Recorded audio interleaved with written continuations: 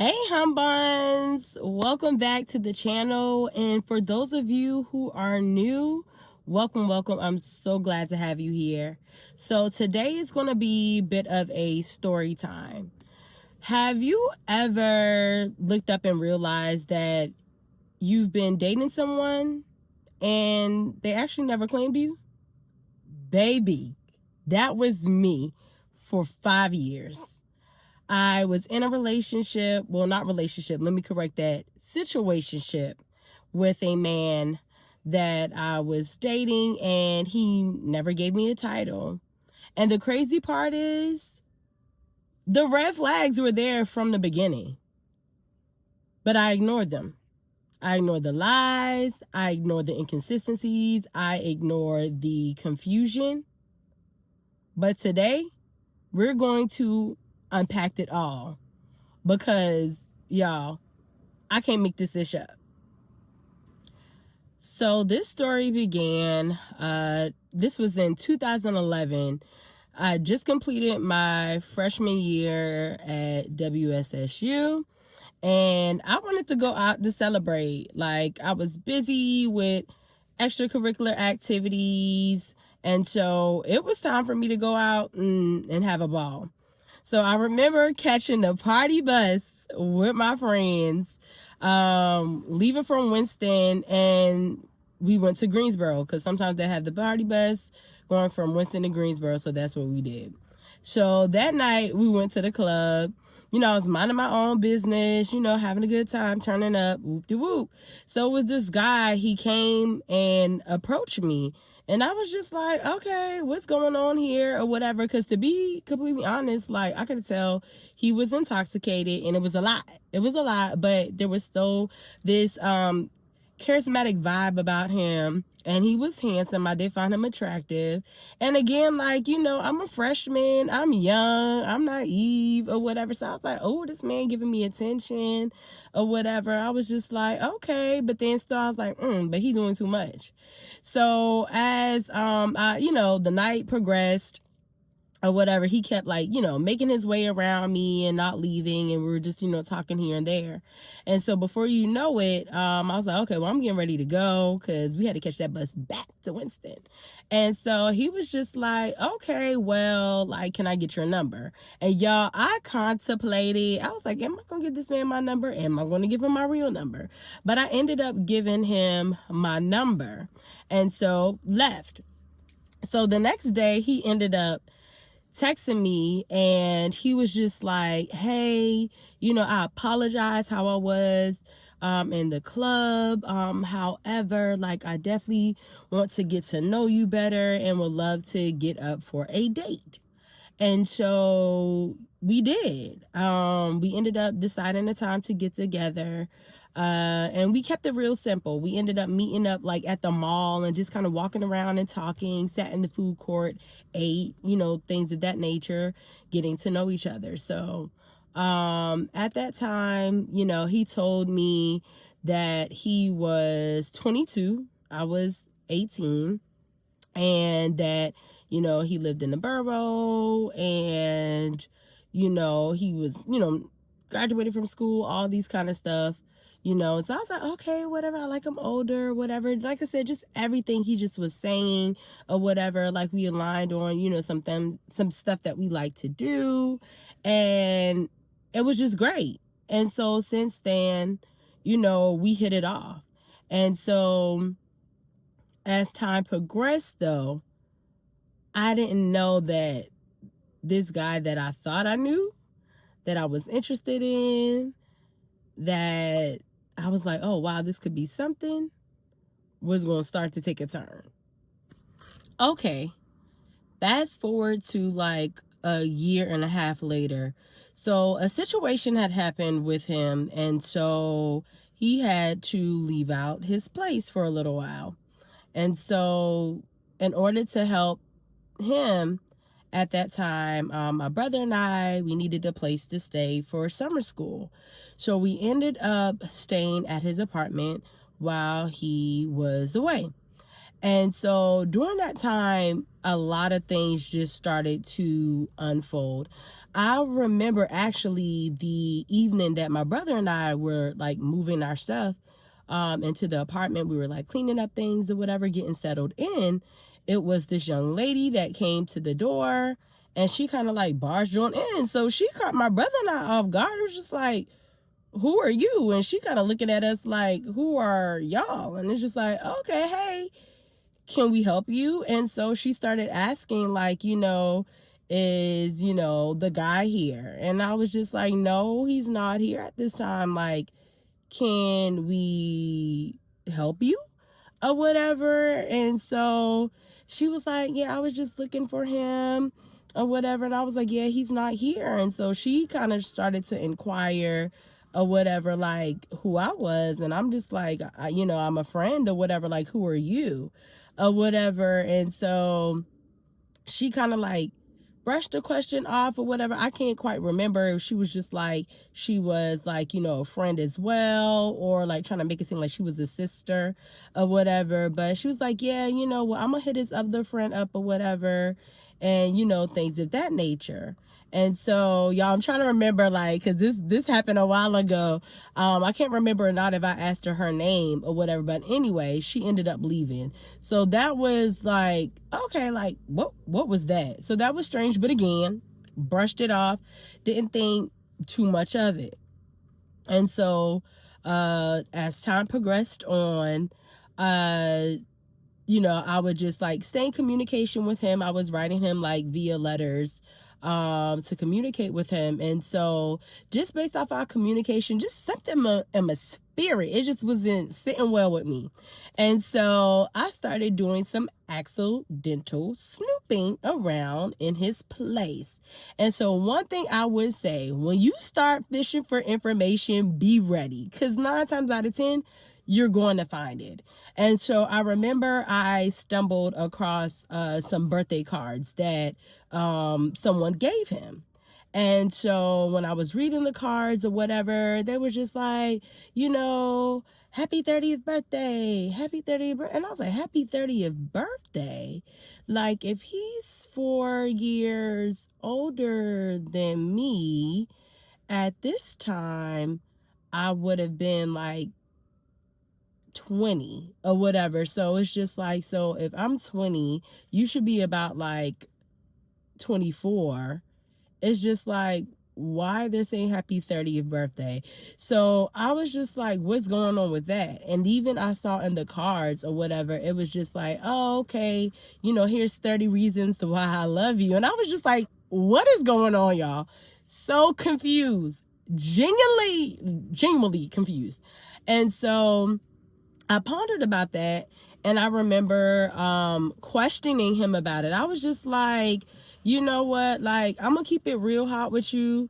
I saw these things, and I'm just like, why is it saying that, you're 30, and like, it's like from this woman, like, what is going on? So he ended up telling me, but after I had to like fish for it or whatever, that he had lied to me about his age. So he was actually, I think, maybe about 8 or 9 years older than me. And to be quite honest, y'all, like, it was crazy because at that time when we met or whatever, I hadn't quite turned, well, I was 18. Let me take it back. I was 18 or whatever. However, like, you were still 8, 9 years older than me. Like, if I was a year younger, I would have been a minor. So it was just like, okay, so what's going on? Yeah, so he ended up coming clean and saying that, that was correct or whatever. He had just turned 30. And then even when I was asking about the, young woman who wrote the cards or whatever, he was just like, don't worry about her or whatever. That's an ex or whatever. We're over with and all this kind of stuff. And I'm just like, okay, like something still didn't feel right in my spirit.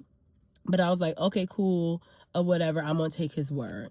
Fast forward a few months later, he was back at the crib. I had, started my new semester, and so, we were hanging out, and again, just observing his place, conversations we had, I started to see that he had a picture of a little boy.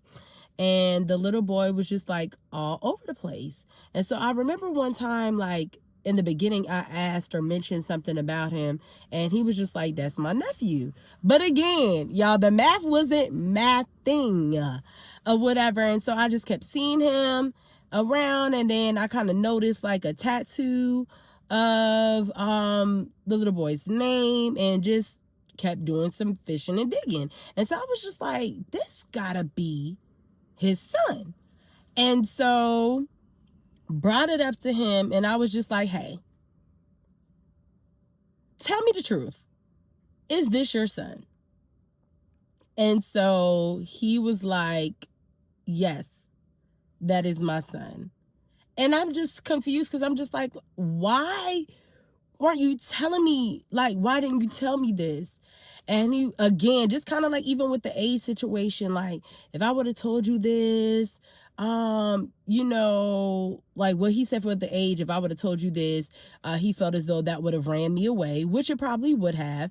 And then even with his son, again, because I'm younger, he wasn't sure how I would have felt. But then he also tried to say that, no, like, I told you about my son. And I'm just like, no, you did not, because I would have remembered that.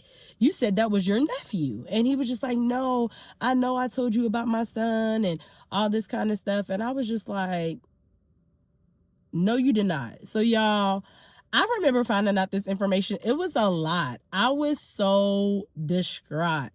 Like, I remember it at like yesterday. I found out about it. I remember I was going to band practice, and like I saw one of my friends, and when I was sitting down, and she was like, Essence, are you okay? And I just bust out crying. And so she was just like, girl, come on, let's go. And so I made her regular, like, she okay? And she was like, yeah, she's gonna be fine.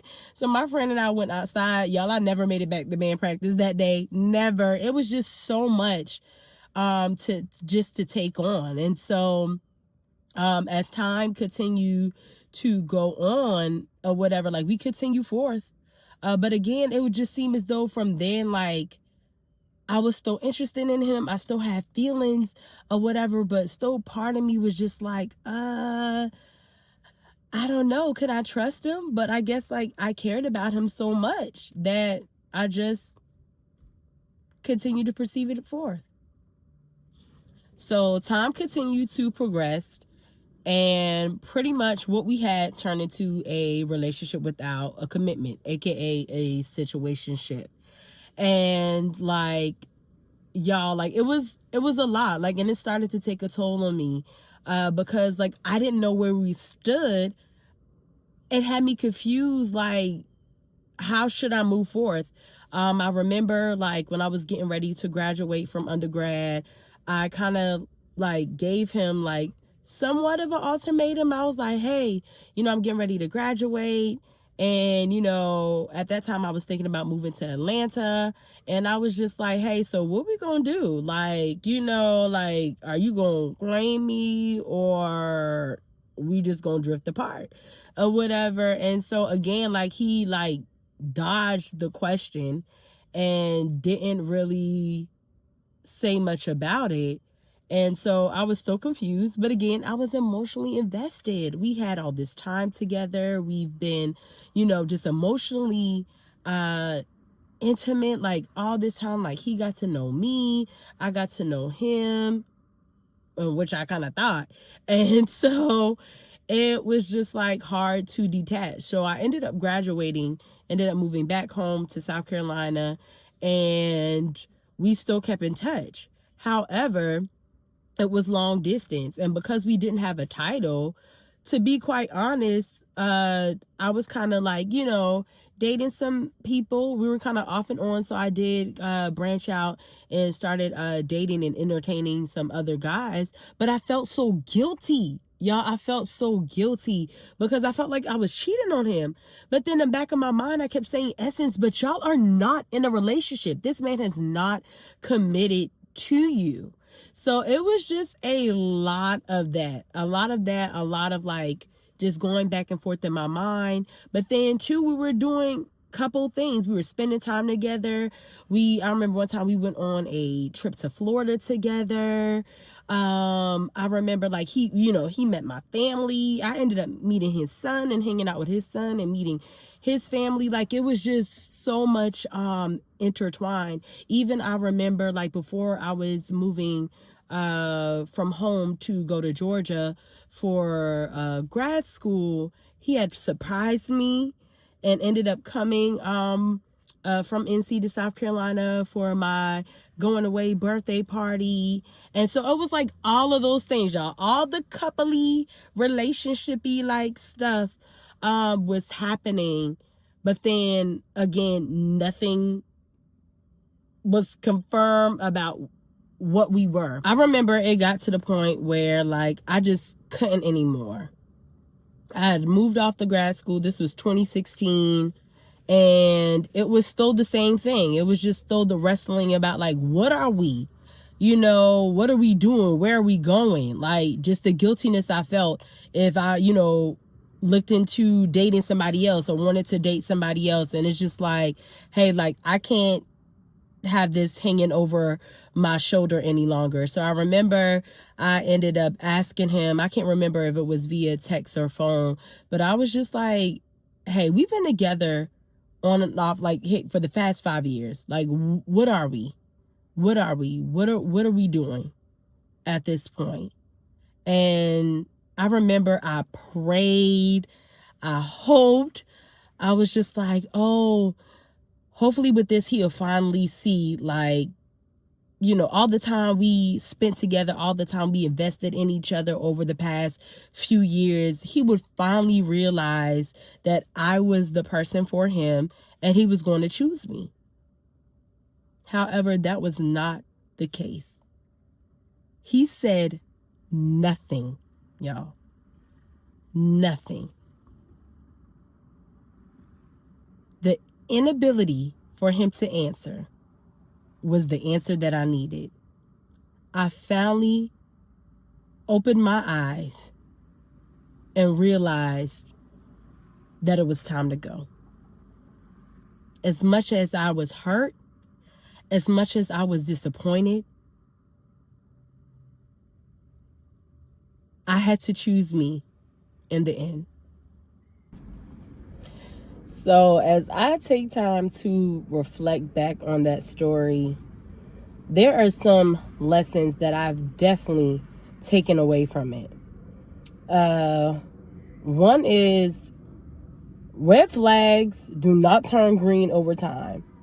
Like, during that whole situation, I saw the red flags, but I just figured, hey, if I just ignore them, or as we continue to deepen our situation, things would just get better. And they did not. Actually, over time, things start to be revealed even more to me.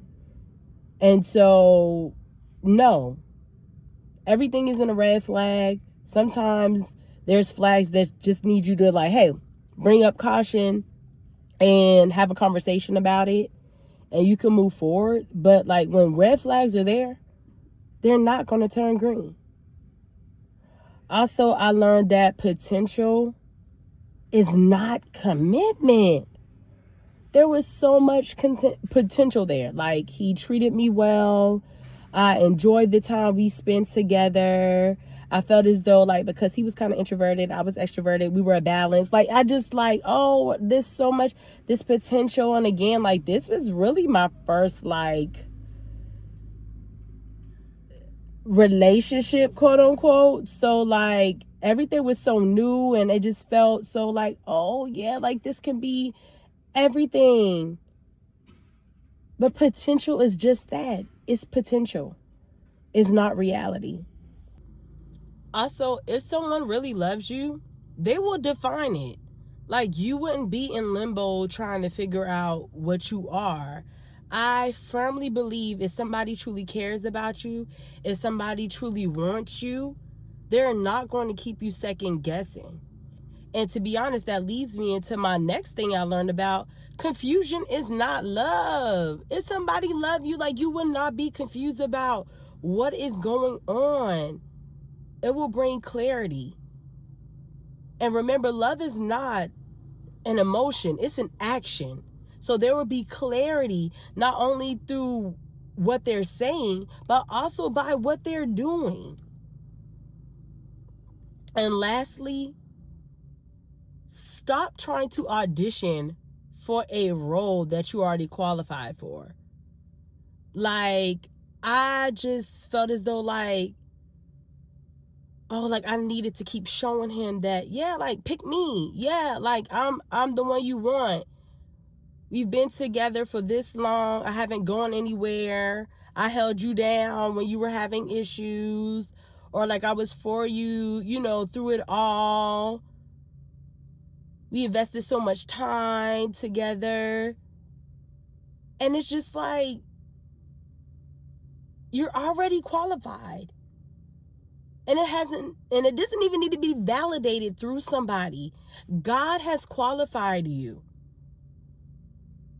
So what are you auditioning for? So yeah, y'all. I don't see the 5 years as time wasted, but I truly see it as a time of lessons, growth, and learning what I will and will not accept moving forward. So if someone truly wants you, you would never have to question where you stand in their life. And to be quite honest, I'm pretty sure I'm not the only one who have stayed someplace too long, hoping that potential would turn into purpose. But we're not doing that anymore in this season. We're not dealing with mixed signals. We're not dealing with inconsistencies. We're not ignoring red flags. Because truly, we deserve better. We deserve intentionality. We deserve consistency. We deserve someone that truly wants us, will define it, and show in their actions that they want us. Whew, child. That story right there, I told y'all I cannot make this ish up. So if you enjoyed the video and you want to hear more stories from the I Can't Make This Ish Up series, please comment, subscribe, and if you can even relate, post it down in the comments below. I would love to hear y'all stories and your feedback. But until next time, I'll see y'all later, my humbuns. Toodles!